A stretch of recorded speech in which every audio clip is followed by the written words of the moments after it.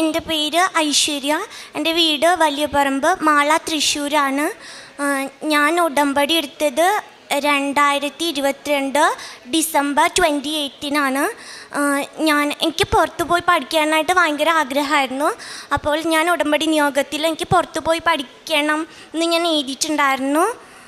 അങ്ങനെ അപ്പോൾ ഞാൻ പോകാമെന്ന് വിചാരിച്ചത് UK അല്ലെങ്കിൽ ജർമ്മനി പിന്നെ കാനഡ, ഇത് മൂന്നായിരുന്നു വിചാരിച്ചിട്ടുണ്ടായിരുന്നത്.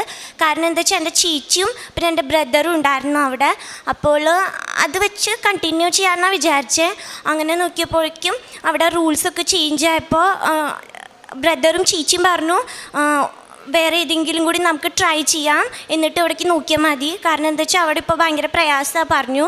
അപ്പോൾ ഇങ്ങനെ അമ്മ മാതാവിനോട് ഇങ്ങനെ പറഞ്ഞു പ്രാർത്ഥിച്ചു, ഒരു നല്ല കൺട്രി അമ്മ മാതാവ് പറഞ്ഞു തരണേന്ന്. അങ്ങനെ അമ്മ മാതാവ് എനിക്ക് സ്വീഡൻ, അങ്ങനെ ഞങ്ങൾ സ്വീഡൻ ചൂസ് ചെയ്തു. അമ്മ മാതാവ് പറഞ്ഞു തന്നതാണത്. അപ്പോൾ പ്രോസസ്സ് തുടങ്ങണേക്കാട്ടും മുമ്പ് അവർ പറഞ്ഞു IELTS വേണമെന്ന് പറഞ്ഞു. അപ്പോൾ ഒട്ടും ടൈം ഉണ്ടായിരുന്നില്ല, അപ്പോൾ വേഗം എഴുതി എടുക്കണമെന്ന് പറഞ്ഞു. അപ്പോൾ ഞാൻ ഒരു മാസം 1.5 മാസം പോയിട്ടില്ല, അത്ര തന്നെ പോയിട്ടുള്ളൂ കോച്ചിങ്ങിന് വേണ്ടിയിട്ട്. അപ്പോൾ എനിക്ക് പോകുമ്പോൾ എനിക്ക് എളുപ്പമുള്ളത് സ്പീക്കിങ്ങും റൈറ്റിങ്ങും ആയിരുന്നു. എനിക്ക് എപ്പോഴും സ്കോർ അതിനാണ് കിട്ടാറ് ക്ലാസ്സിൽ പോകുമ്പോൾ. ലിസണിങ്ങും റീഡിങ്ങും എനിക്ക് ഭയങ്കര പാടായിരുന്നു. അങ്ങനെ എക്സാമിന് പോയപ്പോൾ അമ്മ മാതാവിൻ്റെ കാശിരൂപം കയ്യിൽ ഇങ്ങനെ ചരടിൽ കെട്ടി അത് പിടിച്ച് വെച്ചിട്ടാണ് ഞാൻ എക്സാമിന് പോയത്. അപ്പോൾ സ്പീക്കിംഗ് ആയിരുന്നു ഫസ്റ്റ്. സ്പീക്കിംഗ് കഴിഞ്ഞിട്ട് ഞാൻ അമ്മേനോട് പറഞ്ഞു എനിക്ക് നല്ല എളുപ്പമായിരുന്നു. കാരണം എന്താ വെച്ചാൽ എനിക്കെല്ലാം പറയാൻ പറ്റി നന്നായിട്ട്. അപ്പോൾ ഞാൻ കോൺഫിഡൻ്റ് ആയിരുന്നു.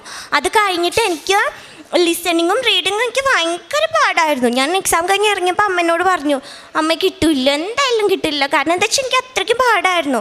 അപ്പോൾ റിസൾട്ട് അപ്പം ഞാൻ പ്രാർത്ഥിക്കുമ്പോൾ അമ്മ മാതാവിനോട് ഈശോപ്പനോടും പറയും എനിക്ക് ലിസണിങ്ങിലും റീഡിങ്ങിലും എങ്ങനെയെങ്കിലും മാർക്ക് തന്നെ ജയിപ്പിക്കണേന്ന് പറഞ്ഞിട്ട് തന്നെ എപ്പോഴും പ്രാർത്ഥിക്കുക. സ്പീക്കിങ്ങിൻ്റെയും റൈറ്റിങ്ങിൻ്റെയും കാര്യം പ്രാർത്ഥിക്കാറേ ഇല്ല. കാരണം എന്താ വെച്ചാൽ എനിക്ക് അതിലിങ്ങനെ കോൺഫിഡൻ്റ് ആയിരുന്നു ഞാൻ.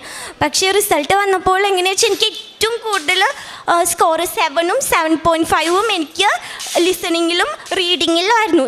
എനിക്ക് ഭയങ്കര അത്ഭുതമായിരുന്നു. കാരണം എന്താ വെച്ചാൽ ക്ലാസ്സിൽ ചെയ്യുമ്പോൾ എനിക്ക് ഈവൻ 5.5 മാത്രമേ കിട്ടാറുള്ളൂ, അതിൽ കൂടുതൽ എനിക്ക് ഒരു പ്രാവശ്യം പോലും കിട്ടിയിട്ടില്ല. അപ്പോൾ എനിക്ക് അതെൻ്റെ അമ്മ മാതാവ് ഈശോപ്പനും തന്നതാണ്. കാരണം എന്താ വെച്ചാൽ ഞാൻ അതിൽ എഴുതിയിട്ടില്ല. കാരണം ലിസണിങ്ങിൻ്റെ ഏതോ ടൈമിൽ എനിക്കത് ലിസൺ ചെയ്യാൻ തന്നെ പറ്റിയിട്ടില്ല. അപ്പോൾ എനിക്ക് എൻ്റെ അമ്മ മാതാവ് ഈശോപ്പനുമാണ് എനിക്ക് ഫസ്റ്റ് അറ്റംപ്റ്റിൽ തന്നെ ഞാൻ വിചാരിച്ചതിനേക്കാളും കുറേ അധികം മാർക്ക് തന്നെ എനിക്ക് IELTS ഞാൻ പാസ്സായി.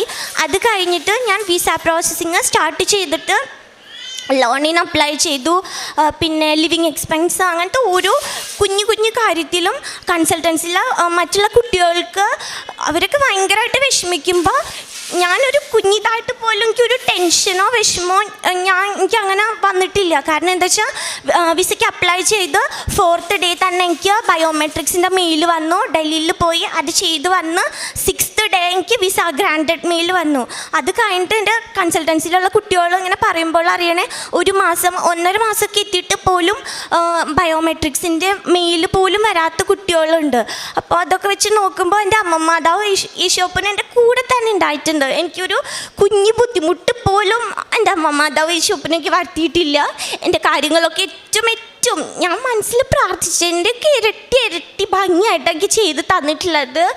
പിന്നെ എന്താ വെച്ചാൽ ഞാനിങ്ങനെ ഭയങ്കരമായിട്ട് വിഷമിച്ചിട്ട് എന്തെങ്കിലും കാര്യം പറഞ്ഞ് വിഷമിച്ചിട്ട് കിടക്കുമ്പോൾ ഇങ്ങനെ 2 പ്രാവശ്യം ഞാൻ ജോസഫ് അച്ഛനെയും അതുപോലെ തന്നെ യേശുവപ്പനെയും ഞാൻ സ്വപ്നം കണ്ടിട്ടുണ്ട്. മീൻസ് ഞാനിങ്ങനെ ഭയങ്കരമായിട്ട് കരഞ്ഞിട്ട് ഞാൻ എന്ത് പ്രാർത്ഥിച്ചാലും എനിക്ക് എന്തെങ്കിലും ഒരു സൈൻ കാണിച്ച് തരാറുണ്ട്. എനിക്ക് സുഗന്ധാഭിഷേകമൊക്കെ നിറയെ പ്രാവശ്യം കിട്ടിയിട്ടുണ്ട്. ഇത് മാത്രമല്ല കുഞ്ഞിതും വലുതുമായിട്ടുള്ള കുറേ അധികം അനുഗ്രഹങ്ങൾ എൻ്റെ അമ്മ മാതാവ് ഈശോപ്പൻ എനിക്ക് തന്നിട്ടുണ്ട്.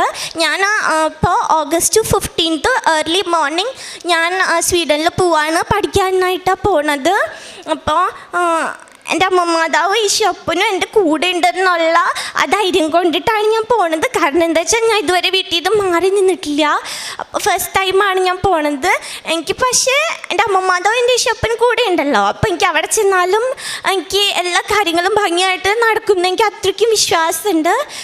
പിന്നെ ഞങ്ങൾ വീട്ടിൽ കുഞ്ഞ് വയ്യായികയോ അങ്ങനെ എന്തെങ്കിലും ഫീൽ ചെയ്താലും ഞങ്ങൾ വേഗം ഉപ്പ് തേൻ അതാണ് ഉപയോഗിക്കാറുള്ളത്. അപ്പം തന്നെ മാറും. എൻ്റെ ഫ്രണ്ട്സിൻ്റെ അടുത്തൊക്കെ ഞാൻ മാതാവിൻ്റെ ഈശോപ്പൻ്റെ കാര്യം പറഞ്ഞിട്ടുണ്ട്. അപ്പോഴൊക്കെ അവരെന്തെങ്കിലും കാര്യം വരുമ്പോൾ എൻ്റെ അടുത്ത് പ്രാർത്ഥിക്കൂ പറയാറുണ്ട്. ഞാൻ പ്രാർത്ഥിക്കുമ്പോൾ ഒക്കെ അവർക്ക് എല്ലാവർക്കും ആ കാര്യങ്ങളൊക്കെ മാതാവ് ഈശോപ്പനും നടത്തി കൊടുത്തിട്ടുണ്ട്. അത് കേൾക്കുമ്പോൾ എനിക്ക് ഭയങ്കര സന്തോഷമാണ്. നമ്മൾ മറ്റുള്ളവർക്ക് വേണ്ടിയിട്ട് പ്രാർത്ഥിക്കുമ്പോൾ നമുക്ക് വേണ്ടി പ്രാർത്ഥിക്കേണ്ട ആവശ്യമില്ല. നമ്മൾ മറ്റുള്ളവർക്ക് വേണ്ടിയിട്ട് പ്രാർത്ഥിച്ചാൽ മതി. അപ്പോൾ നമ്മുടെ മാതാവ് ഈശോപ്പനും നമ്മുടെ ആഗ്രഹം നമ്മൾ വിചാരിക്കണേൻ്റെ 1000 ഇരട്ടി ഭാഗ്യമായിട്ട് സാധിച്ചു തരും. ഞാൻ എൻ്റെ അനുഭവത്തിൽ നിന്നാണ് പറയണേ. ഞാൻ ഓഗസ്റ്റ് 15 സ്വീഡനിൽ പോവാണ്. എല്ലാവരും എനിക്ക് വേണ്ടിയിട്ട് പ്രാർത്ഥിക്കണം. പിന്നെ കാരുണ്യം പ്രവൃത്തി ചെയ്യാറുള്ളത് എന്താ വെച്ചാൽ ഞങ്ങളുടെ വീടിൻ്റെ അടുത്ത് അമ്മമ്മമാരുടെ ഒരു ഓൾഡ് ഏജ് ഹോമുണ്ട്. അപ്പോൾ അവിടെ ഞങ്ങൾ പോയിട്ട് അമ്മമ്മമാരെ ഹെൽപ്പ് ചെയ്യാറുണ്ട്. അവരുടെ റൂമൊക്കെ ക്ലീൻ ചെയ്ത് കൊടുക്കാറുണ്ട്, കുളിപ്പിക്കാനൊക്കെ ഹെൽപ്പ് ചെയ്യാറുണ്ട്. പിന്നെ അമ്മമ്മമാരെ നെഗൊക്കെ കട്ട് ചെയ്ത് കൊടുക്കാറുണ്ട്. പിന്നെ അമ്മമ്മമാരുടെ അടുത്ത് ഇരുന്ന് വർത്തമാനം പറയാറുണ്ട്. അവർക്ക് ഏറ്റവും ഇഷ്ടം അവരുടെ അടുത്ത് ഇരുന്ന് ടൈം സ്പെൻഡ് ചെയ്യണ്ട. ഇങ്ങനെ വർത്താനം പറയുമ്പോൾ അവർ നമ്മളെ മുഖത്തൊക്കെ പിടിച്ച് നന്നായി വരും, നന്നായി ഏറ്റവും നല്ലത് കിട്ടും. ഞാൻ അങ്ങനെ പറയും എനിക്കിങ്ങനെ പുറത്ത് പോയിട്ട് പഠിക്കണം, അമ്മ പ്രാർത്ഥിക്കണം എന്ന് ഓരോരുത്തരടുത്ത് പറയുമ്പോൾ അവർ പറയും പറ്റും. അവർക്ക് ഭയങ്കര സന്തോഷം നമ്മളിങ്ങനെ വർത്താനം പറയുമ്പോൾ. എനിക്ക് വെച്ചാൽ അമ്മമ്മമാരെ അപ്പൂപ്പന്മാരെ ഭയങ്കര ഇഷ്ടമാണ്. അപ്പം അങ്ങനെ പോവാറുണ്ട് അമ്മമാരുടെ അടുത്ത്. പിന്നെ ഞങ്ങൾ ഗവൺമെൻറ് ഹോസ്പിറ്റലിൽ പോവാറുണ്ട്, പൊതിച്ചോറ് കൊടുക്കാറുണ്ട്. ഇങ്ങനെ അമ്പലത്തിൻ്റെയും പള്ളിയുടെയൊക്കെ ഇങ്ങനെ ഫ്രണ്ടിലൂടെ പോകുമ്പോൾ അവിടെ ഇരിക്കുന്ന അമ്മമ്മമാർക്കും അപ്പാപ്പന്മാരും ആരും ഇല്ലാത്തവർക്കൊക്കെ ഭക്ഷണം പൊതിച്ചോറ് കൊണ്ടുപോയി കൊടുക്കാറുണ്ട്. പിന്നെ അവർ ഹോസ്പിറ്റലിൽ ചെല്ലുമ്പോൾ ഇങ്ങനെ തീരെ വയ്യാണ്ട് കിടക്കുന്നവരുടെ അടുത്തിരുന്നിട്ട് എന്നിട്ടാ പറ്റി ചോദിച്ചിട്ട് അവർക്ക് വേണ്ടിയിട്ട് ഇങ്ങനെ പ്രാർത്ഥിക്കാറുണ്ട് അവരുടെ അടുത്തിരുന്നിട്ട്. പിന്നെ പത്രം ഞങ്ങളിങ്ങനെ ഹോസ്പിറ്റലിലും അവിടെ അറിയുന്ന സ്ഥലത്തെല്ലാം കൊടുക്കാറുണ്ട്. ഇത് മാത്രമല്ല നിറയെ കുഞ്ഞു കാര്യങ്ങളും വലിയ കാര്യങ്ങളൊക്കെ മാതാവ് ഈശോപ്പനും നടത്തി തന്നിട്ടുണ്ട്. അതിന് എൻ്റെ മാതാവിനോടും ഈശോപ്പനോടും 1000 കോടി നന്ദി പറയാണ്. പരിശുദ്ധ അമ്മയുടെ മധ്യസ്ഥതയിൽ ഇപ്പോൾ ഈ മകൾ വളരെ വ്യക്തമായിട്ട് സാക്ഷ്യം പറയാനായിട്ട് ദൈവം ഇടവരുത്തി എന്നുള്ളതാണ്. ഒന്നാമത്തേത് ഈശോനെക്കുറിച്ചും മാതാവിനെക്കുറിച്ചും ഒരു അനുഭവം ലഭിക്കുക, സ്വപ്നം കാണുക, അവരുടെ സാന്നിധ്യം കൂടെ ഉണ്ട് എന്നുള്ള വലിയ ഒരു അനുഭവ തലത്തിൽ നിന്നാണ് സംസാരിക്കുന്നത്. അത് കേട്ടറിയുന്നതിനെക്കുറിച്ചും പഠിക്കുന്നതിനേക്കാളും അപ്പുറമാണ്. കാരണം ഈശോനെക്കുറിച്ചും മാതാവിനെക്കുറിച്ചും ഒരുപാട് പഠിച്ചാലോ വായിച്ചാലോ ഒന്നും അനുഭവം കിട്ടുന്നത് വരെ അതൊന്നും നമുക്കൊരു സത്യമായിട്ട് തോന്നണമെന്ന് പോലും നിർബന്ധമില്ല. അത് സത്യമാണെന്ന് തോന്നുമ്പോൾ മാത്രമേ നമുക്കത് വേറൊരാളോട് പറയാൻ തോന്നത്തുള്ളൂ. അതുകൊണ്ടാണ് നമ്മുടെ സംഭാഷണത്തിലും നമ്മുടെ ഇതിലൊന്നും ഈശോയും മാതാവിനെക്കുറിച്ച് ഒരാളോട് പോലും പറയാനായിട്ട് തോന്നില്ല. എന്തിനാ പറയുന്നുള്ളൊരു ചിന്തയൊക്കെ വരുമ്പോൾ അതിൻ്റെ അർത്ഥം നമുക്ക് ഇത്രയും നാളായിട്ട് വ്യക്തമായിട്ടൊരു ദൈവാനുഭവം ഈ കാര്യത്തിൽ ഉണ്ടായിട്ടില്ല എന്നുള്ളതാണ്. കാരണം ഏറ്റവും നല്ലത് എന്താണോ അത് മറ്റുള്ളവരോട് പറയുക എന്നത് മാനുഷികത. ഇപ്പോൾ ഏറ്റവും നല്ല സിനിമയോ ഏറ്റവും നല്ല ഭക്ഷണമോ ഏറ്റവും നല്ല ഡോക്ടറോ ഇതെല്ലാം നമ്മൾ മറ്റുള്ളവരുടെ ഒരു ആവശ്യം ഉണ്ടാകുമ്പോൾ പറയും. അപ്പം നമ്മുടെ ഒരു ദൈവ സാന്നിധ്യത്തിനെക്കുറിച്ചും ജപമാലയെക്കുറിച്ചും പരിശുദ്ധ അമ്മയെക്കുറിച്ചും ഉടമ്പടിയെക്കുറിച്ചും നമുക്ക് ഒരാളോട് പറയാൻ തോന്നില്ലെങ്കിൽ നമ്മൾ വിശ്വാസത്തിൽ നമുക്കൊരു അനുഭവം കിട്ടിയിട്ടെന്നുള്ളത് അത് നമ്മുടെ കുറ്റമല്ല. പക്ഷേ രണ്ടാമത് ഈ അനുഭവം വെറുതെ ഇരുന്ന് പ്രാർത്ഥിച്ചാൽ ഉണ്ടാവുന്ന അനുഭവമല്ല. അങ്ങനെയാണെങ്കിൽ പിന്നെ ഓരോ ഇത് കഴിയുമ്പോഴും അനുഭവങ്ങൾ ഒരുപാട് പേര് ഉണ്ടാവണമല്ലോ. അത് പ്രാർത്ഥന കൊണ്ട് മാത്രമല്ല, ആ പ്രാർത്ഥിക്കുന്ന എന്താണോ അതിനുവേണ്ടി നമ്മൾ പ്രവർത്തിക്കുകയും കൂടി ചെയ്യണമെന്നുള്ളതാണ്. ഇത് ഉടമ്പടിയുടെ ലോജിക്കല്ല, ഇത് കർത്താവ് എന്താണോ ചെയ്തതെന്നുള്ളതാണല്ലോ ഏറ്റവും ബേസിക് വിശ്വാസത്തിൻ്റെ അടിസ്ഥാനം. കർത്താവിനെക്കുറിച്ച് പറയുന്നത് ഭക്ഷണം കഴിക്കാൻ പോലും സമയമില്ലാതെ അവൻ ഓടി നടന്ന് മറ്റുള്ളവർക്ക് നന്മ ചെയ്തു എന്നുള്ളതാണ്. ഈ മറ്റുള്ളവർക്ക് ഓടി നടന്ന് ശരീരം കൊണ്ടും സമ്പത്ത് കൊണ്ടും നന്മ ചെയ്യാതെ ഉള്ള പ്രാർത്ഥന ദൈവത്തിന് മുമ്പിൽ 0 ആണെന്നുള്ളത് അത് കർത്താവ് പറയുന്നുണ്ട്. കർത്താവെന്ന് വിളിക്കുന്നവനല്ല എൻ്റെ പിത. ഇത് ഒരു ബേസിക് ഇതാണ്. അപ്പോസ്തലന്മാരും ഈശോനെ വിളിച്ച് പ്രാർത്ഥിച്ചു എന്ന് മാത്രമല്ല, അവർ തന്നെ കൊണ്ട് ഇപ്പോൾ ആ ഒരു വിശ്വാസ പാരമ്പര്യത്തിലാണല്ലോ ഇന്ന് നമുക്ക് ഒരു വിശ്വാസം കിട്ടിയത്.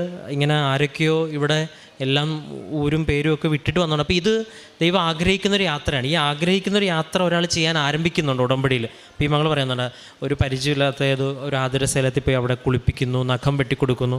അതിനേക്കാളുപരി ഈ മകൾക്ക് കിട്ടിയൊരു ബോധ്യം അവർക്ക് വേണ്ടി സമയം സ്പെൻഡ് ചെയ്യുന്നതായിട്ട്. ഇപ്പോൾ ഈ ചെറുപ്പകാലഘട്ടത്തിൽ തന്നെ ഒരു പരിചയമില്ലാത്തവരെ പരിചരിക്കാനും ശുശ്രൂഷ ചെയ്യാനും ഉള്ളൊരു അഭിഷേകം ദൈവം കൊടുക്കുന്നു. അപ്പോൾ ഇങ്ങനെ ഒരുപാട്, ഇപ്പോൾ അതൊക്കെ വളരെ ചുരുങ്ങിയ ഭാഷയാണ്, കുഞ്ഞു അനുഭവങ്ങൾ ഒരുപാടുണ്ട്. അപ്പോൾ ഇത് കണക്ക് മറ്റുള്ളവർക്ക് വേണ്ടി കൈയും കാലും ഒക്കെ അനങ്ങി തുടങ്ങുമ്പോഴും ഒന്നും പ്രതീക്ഷിക്കാതെ ചെയ്തു തുടങ്ങുമ്പോഴും എന്തിന് ചെയ്യുന്നു എന്നുള്ള ചോദ്യത്തിന് ദൈവം കൂടെ വരുമെന്നുള്ളൊരു പ്രത്യാശ